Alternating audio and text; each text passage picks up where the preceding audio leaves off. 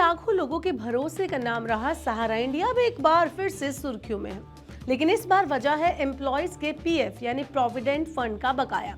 EPFO यानी employees provident fund organisation ने company पर 11.80 अरब रुपए का पीएफ न जमा करने का आरोप लगाते हुए लखनऊ स्थित प्रॉपर्टीज की कुर्की यानी कि सीजर का आदेश जारी कर दिया है।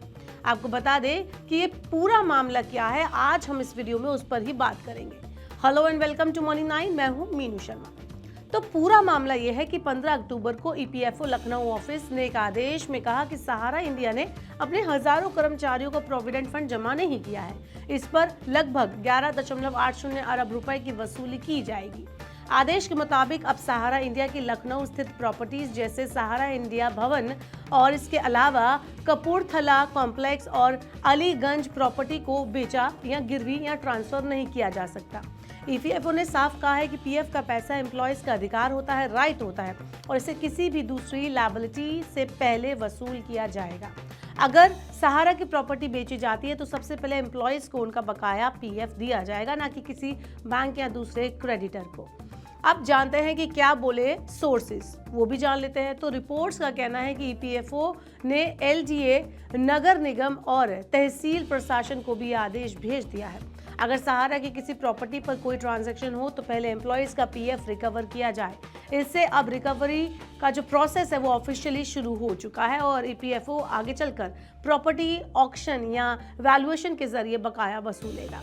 बढ़ते हैं आगे, बताते हैं कि एम्प्लॉयज को अब इससे क्या राहत मिलेगी। तो हजारों सहारा एम्प्लॉयज सालों से अपने पीएफ के जो अमाउंट है उसके पेमेंट के चक्कर में, उसको हासिल करने के चक्कर में ऑफिसेस के चक्कर काट रहे हैं, सहारा ऑफिस के चक्कर काट रहे हैं। अब ईपीएफओ की यह कार्रवाई उनके लिए एक बड़ी राहत और उम्मीद की किरण बनकर आई है।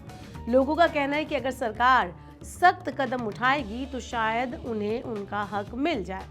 अब जानते हैं कि जो पुराना मामला है वो क्या है। तो सहारा ग्रुप पर पहले भी पीएफ और निवेशकों के पैसे रोकने के आरोप लगे थे। साल 2014 में भी ईपीएफओ ने इस पर जांच शुरू की थी। 2021 में 1181 करोड़ रुपए के पीएफ ड्यूज को लेकर भी सहारा पर वसूली प्रोसेस चला था। अब जाकर 11.80 अरब रुपए की आरसी यानी रिकवरी सर्टिफिकेट जारी की गई है, जिससे मामला फिर से गर्म हो गया है।